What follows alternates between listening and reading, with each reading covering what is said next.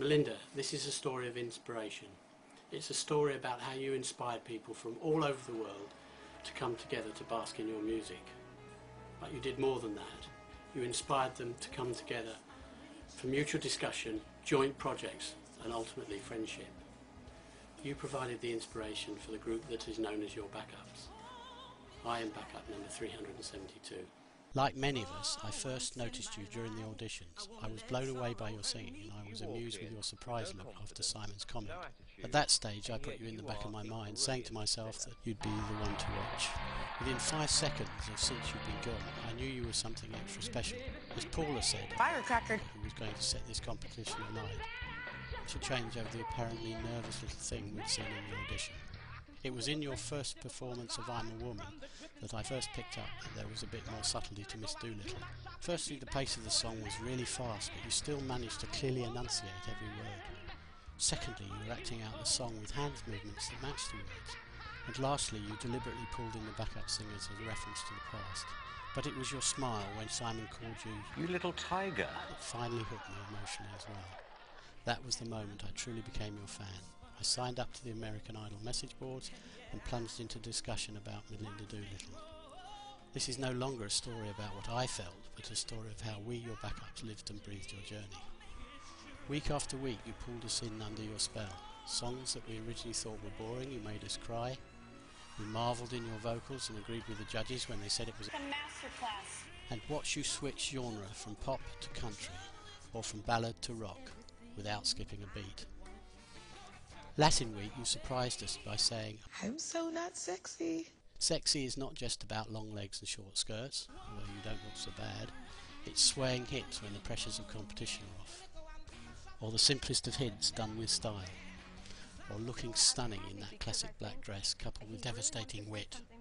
But much more importantly, what you invoked for many of us watching the show that evening was a singer in a 1950s Cuban nightclub on a sultry summer evening. We thought that performance was perfect, and part of the post-justification for the picture selected for the Little Tiger project was to let you know that. One of the most exciting things of this whole process was the group projects conducted over the internet. Friday's Child, backup 176, brought a Little Tiger an album and graciously invited all backups who wanted to send you a message the opportunity to do so. Over a couple of weeks we wrote the messages and collaborated on the covering letter. We knew that they had arrived at the studio, but had no idea whether or not you had received them. The excitement when this picture of you with what might have been our tiger first appeared.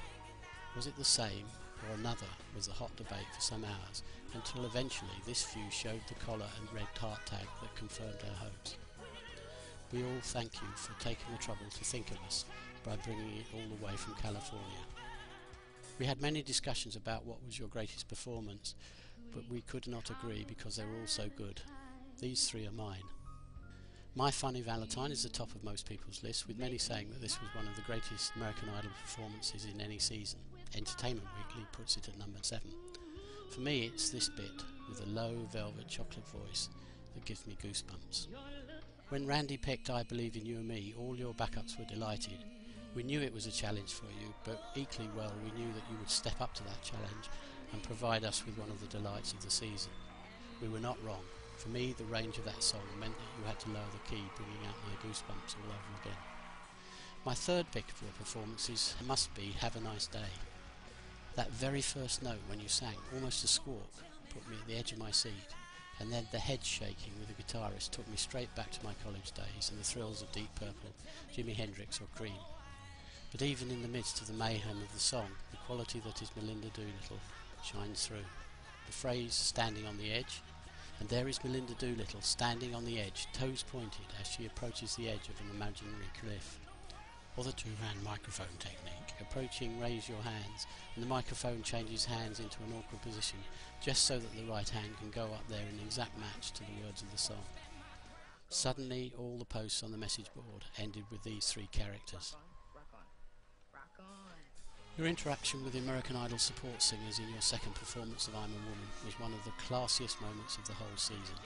It so epitomised your journey on the show, going back to join them, to include them in your final triumph, but again at the end stepping purposely back into the spotlight alone just to show that you could. I know you said, I did forget my words. this is what I heard. And now the climax of this inspirational journey. It started when America heard these words. This is the end of the road for you tonight. Our plan to support you in the finale needed a bit of a rethink. Inspired by the class that you showed in accepting the verdict, we wanted to tell you that we still loved you and wanted to mark the start of a stellar career. Barb, backup number 12, initially ran with the idea, and then with Greg's, backup 415's help, found Catherine and Paul, award-winning florists, and Melinda Doolittle fans. In 36 hours we collected enough money to have them lay out this fabulous arrangement delivered to the Kodak Theatre. And Melinda, you did look every inch a star on that finale performance. Finally, Melinda, you've inspired me to make this video for you. Thank you. Postscript. This note appeared on Melinda's MySpace.